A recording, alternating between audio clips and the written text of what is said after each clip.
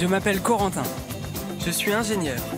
Avec mon équipage, on veut rendre notre bateau autonome grâce au low-tech. Ces systèmes D qu'on peut fabriquer et réparer partout. Alors on part autour du globe, rencontrer ceux qui les inventent, car si elles étaient mieux connues, elles pourraient changer le monde. Après 3 semaines de navigation, enfin le Brésil. Avec Hélène et Pierre-Alain, on est fatigués. On a très envie de manger autre chose que des œufs de poule, des verres et de la salade. Mais on est tellement heureux d'être arrivés de l'autre côté.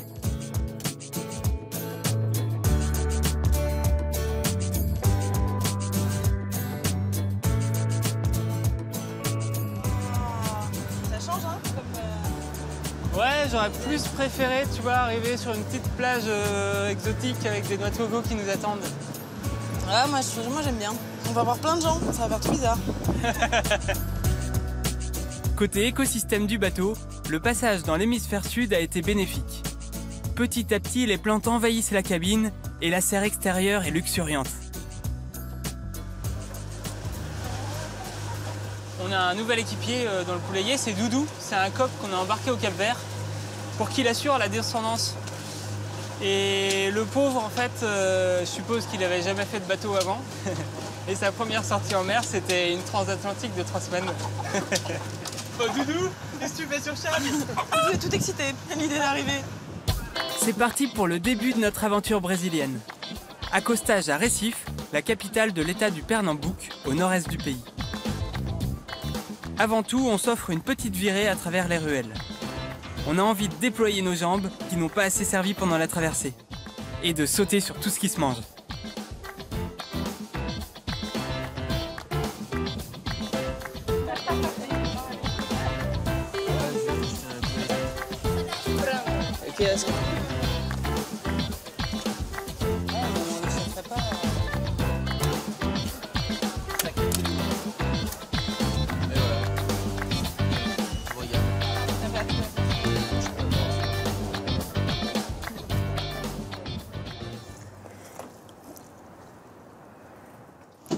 Salut les filles. Vous avez passé une petite semaine toute seule?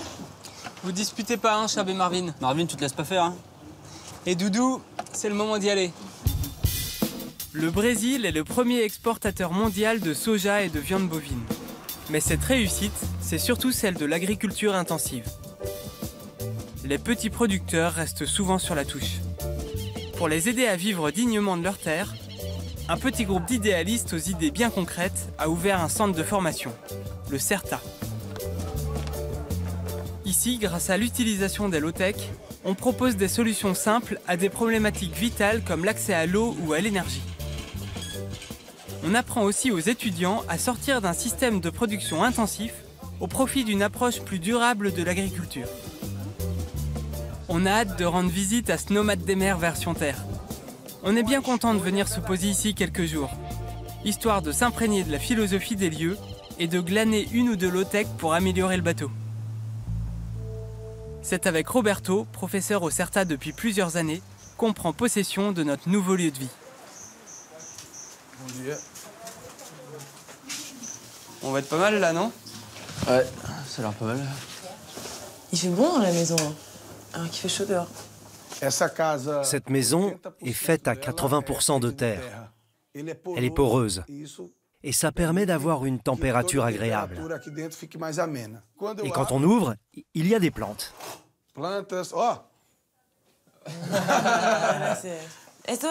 Et c'est important de vivre avec toutes ces plantes? Oui. Non seulement elles sont belles, mais surtout, beaucoup sont comestibles. J'ai un magasin d'alimentation à 0 km. Cette maison, c'est la parfaite illustration de ce qu'on enseigne ici. Elle est le centre d'un écosystème où chaque plante, chaque arbre, chaque animal occupe une place et une fonction précise. Ça paraît désordonné, mais en fait, rien n'est laissé au hasard. Regardez, ça c'est du sorghum, une sorte de mil. Ça donne des épis, ça se mange. Ça c'est un ananas. Là ce sont des tomates. Ici c'est du manioc. Manioc? Oui, du manioc. Et là, de la patate douce. Ah, ok. Ah ouais, c'est comme ça. Il faut qu'on en ait sur le bateau, ça. C'est un mélange de plantes avec des formes qui se complètent Ouais. et avec des durées de vie différentes. Ah oui, ok. Imaginez que nous soyons ces plantes. On est comme ça. Toi, je te récolte en premier. Ouais. Ça fait de la place. Et ensuite, elle. Et il y a encore plus d'espace. Mais on plante tout le même jour. On y trouve un paquet de low-tech. Il y en a plein le jardin. Des fours solaires, des pompes à eau, un séchoir pour les fruits et même des machines qui paraissent un peu loufoques. Un endroit génial pour nous inspirer.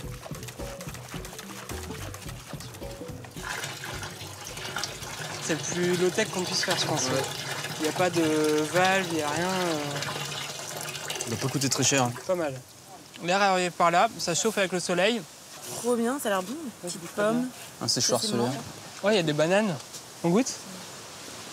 Ah, c'est bon, hein. C'est pas mal, hein. Il nous faut absolument ça sur le bateau. L'enseignement dispensé par Roberto est un mélange de théorie et de pratique.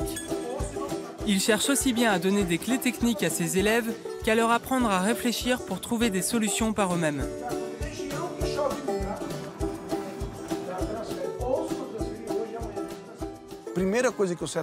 La première chose qu'on enseigne au CERTA, c'est la curiosité.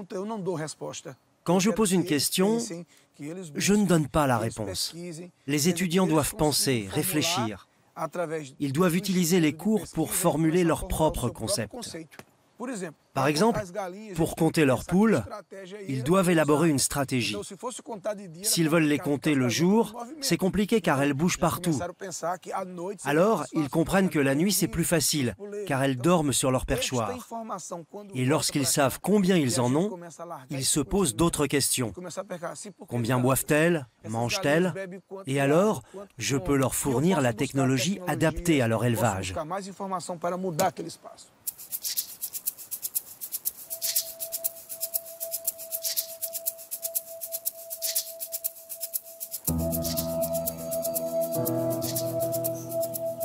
On avait un petit peu oublié le bonheur de se réveiller en pleine nature. Après une vraie nuit, sans interruption pour aller prendre son quart ou changer de bord. On récupère de notre traversée par de petits plaisirs comme d'aller cueillir de quoi petit déjeuner.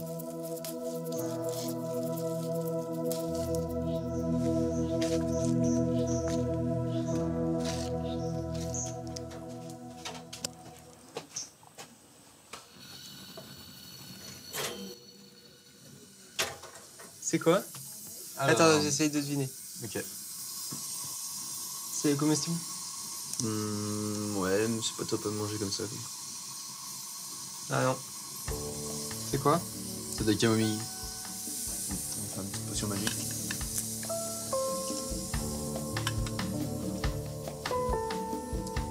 Cuisiner avec une gazinière, c'est du luxe pour nous.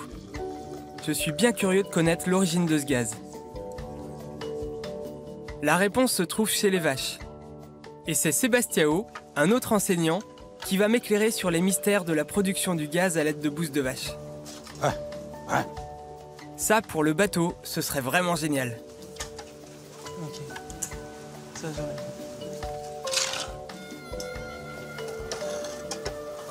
c'est molinho là. Ah ouais, elle est belle celle-là. Beleza.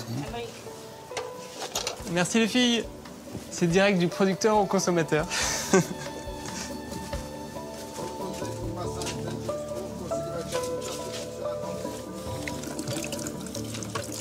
C'est vraiment le pays du low-tech. C'est low-tech land.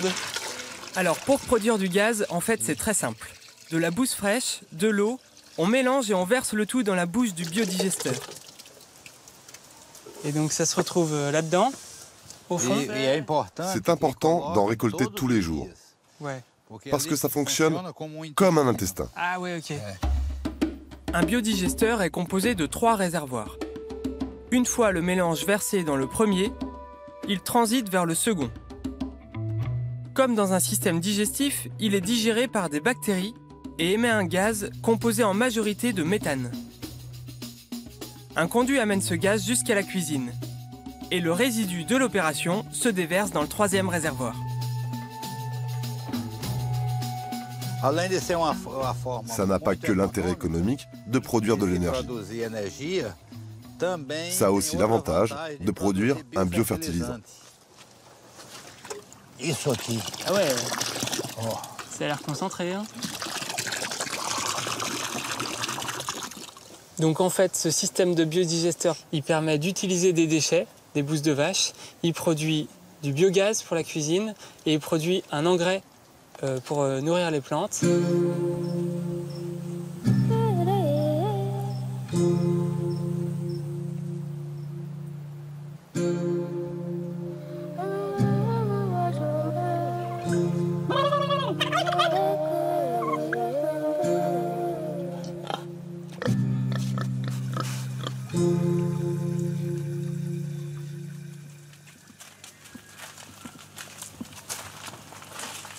Ils arrivent vraiment à devenir autonomes avec tous leurs trucs. C'est vraiment ce qu'il faut qu'on arrive à faire avec Nomades des mers. C'est Nomades des mers version terre ici. Par contre, il faudrait un porte-avions quoi.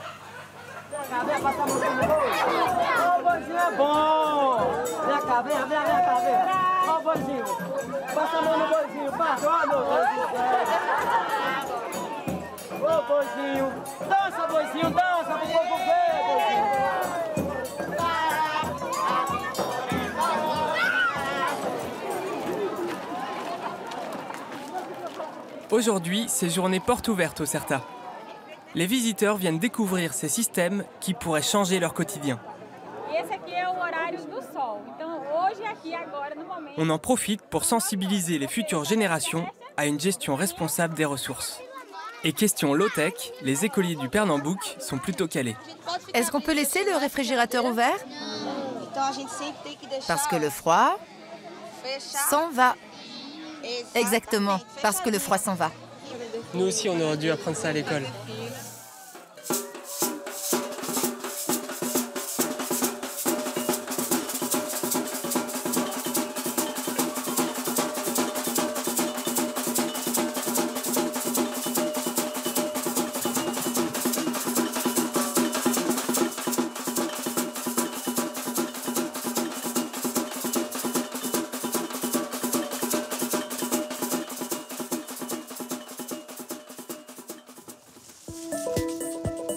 Avec Pierre-Alain, on est emballé par l'idée de produire du biogaz. Pour ça, il suffit juste d'une paire de poubelles, de quelques tubes de PVC, de silicone et des conseils de Sébastiao.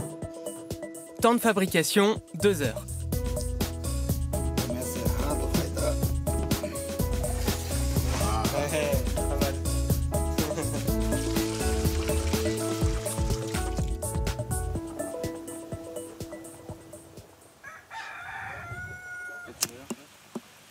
T'appuies sur la cloche.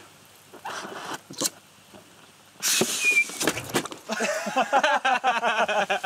On a mis le feu à l'intérieur en fait. Ah merde. On a failli le mettre en orbite.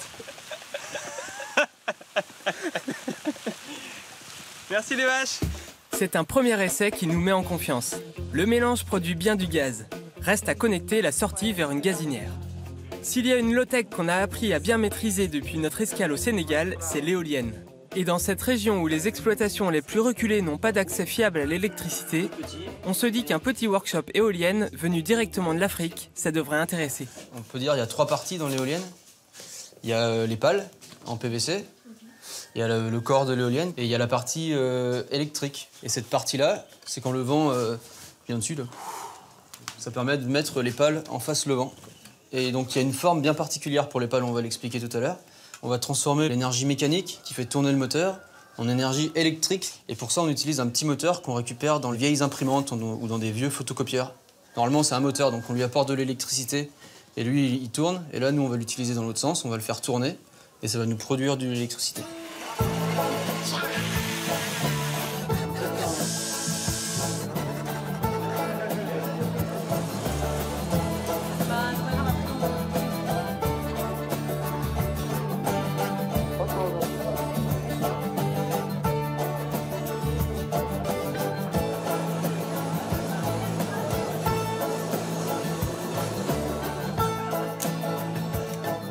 Chacun de ces précieux échanges est l'occasion de mieux comprendre les besoins et les contraintes du terrain et d'optimiser nos low-tech.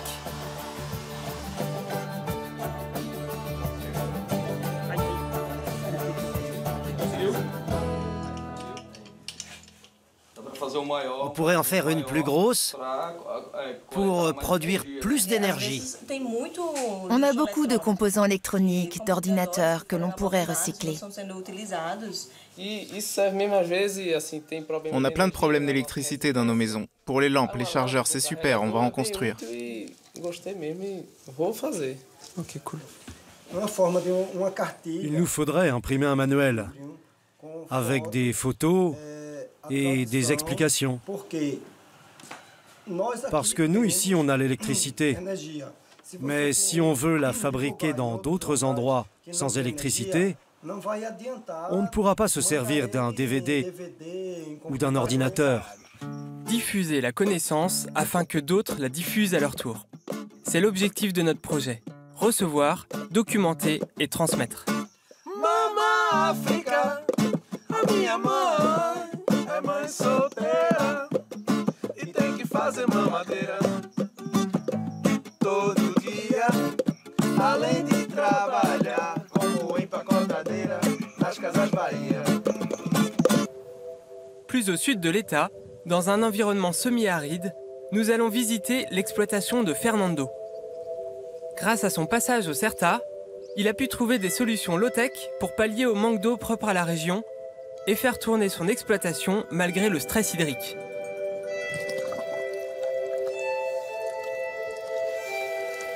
Il est aussi devenu un ambassadeur du CERTA et sa ferme est un modèle que les agriculteurs de la région viennent visiter.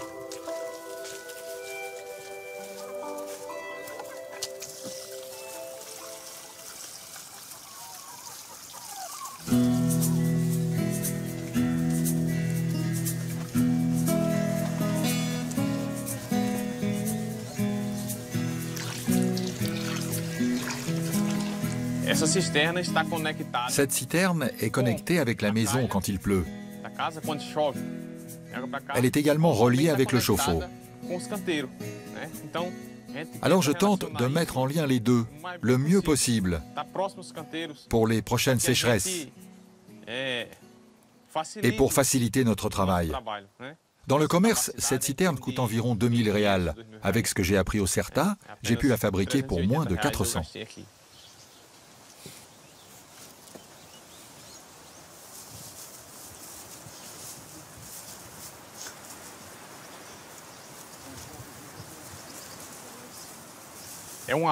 C'est un endroit pour l'alimentation des animaux. C'est une espèce de cactus, le palma, que l'on plante. Ça nous sert à nourrir les bêtes en période de sécheresse.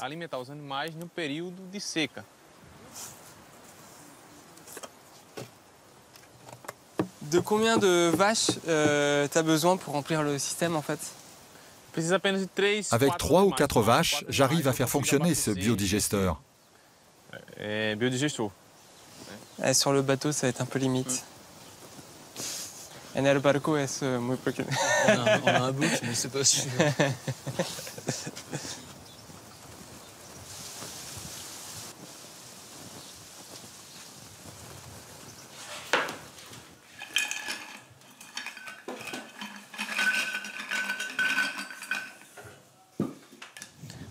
Café, thé. Ça. Café, chá. Ah, ok. Sébastien? C'est quoi? C'est de la koalada, Colada? du lait caillé de vache. C'est bon pour la flore intestinale. Bon pour la microbiette. Ta maison, c'est un peu un démonstrateur. Et du coup, toi, tu es un ambassadeur de ces technologies. Et quand tu vas rencontrer les autres populations pour leur parler de ça, est-ce que déjà tu trouves que c'est un rôle qui est important pour toi? Et est-ce que tu fais face à des résistances de la part des populations?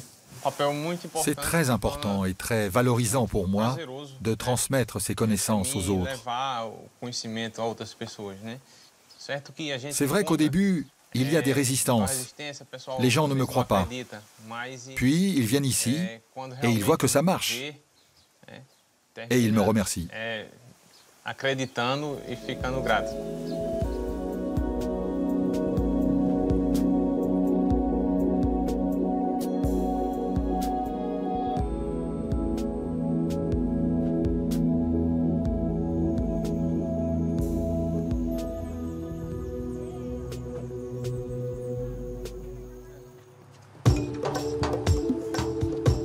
On est de retour à Recife.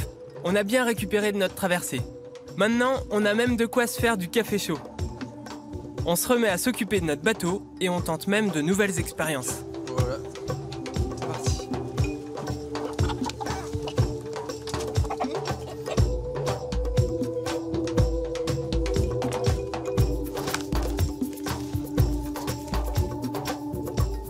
Combien de centimètres sur la surface? Je sais pas, 1.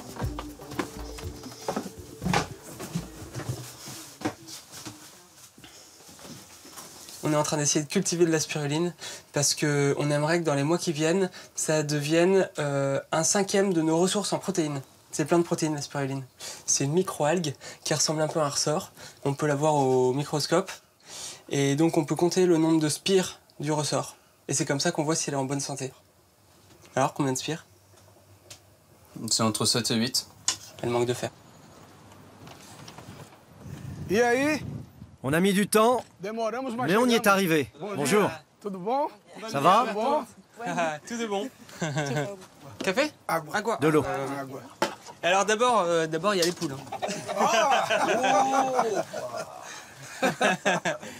Elles viennent de France et du Cap-Vert. De France et du Cap-Vert. Arvin. Super. Muito interessante. E simples. Ouais, c'est très simple. C'est à notre tour de faire visiter le nomade des mers. On montre avec une certaine fierté que nous aussi, en matière de low-tech et d'autonomie, on a de l'expérience. Mais on est aussi preneur de conseils.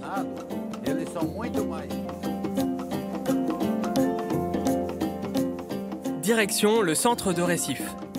Aujourd'hui, le CERTA expose ses low-tech à travers la ville. Elles vont être mises à la disposition du public et nous, on va ouvrir le bateau aux visites. Je suis vraiment impressionné par la volonté et l'ingéniosité du CERTA à faire connaître les low-tech.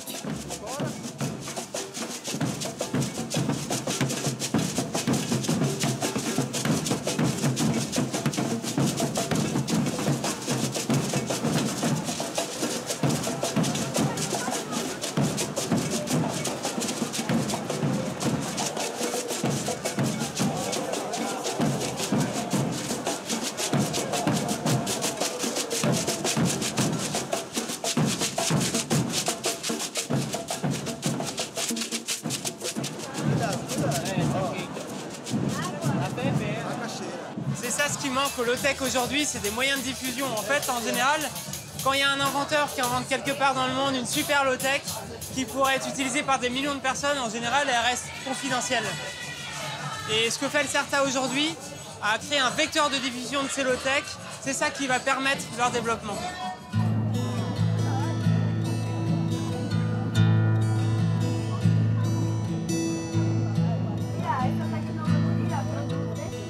Notre séjour à Recife touche à sa fin. Pour le clôturer en beauté, nous avons l'honneur de recevoir Moura, le fondateur du CERTA. La cuisine, c'est là qu'on fait notre nourriture. Et on utilise du charbon vert, ça c'est fait au Sénégal par une association. Ils prennent de la paille de maïs, ils la carbonisent et ils en font des briquettes comme ça, pour éviter la déforestation. Je dis aux gens qui vivent dans des maisons, et aussi à mes étudiants, regardez bien. Dans ces conditions, ils arrivent à planter. Ils arrivent à élever, à se nourrir. Ils arrivent à créer un écosystème. Ils font du recyclage. Qu'est-ce qui vous empêche de faire ça chez vous? On vous considère comme les CERTA des mers. CERTA nowhere.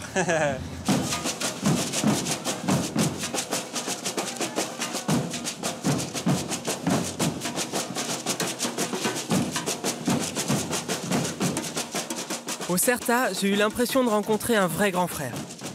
Je me suis rendu compte que nous n'étions pas seuls à avoir la volonté de promouvoir et de diffuser les low-tech. Nous repartons direction Rio de Janeiro, plus que jamais décidés à continuer notre quête.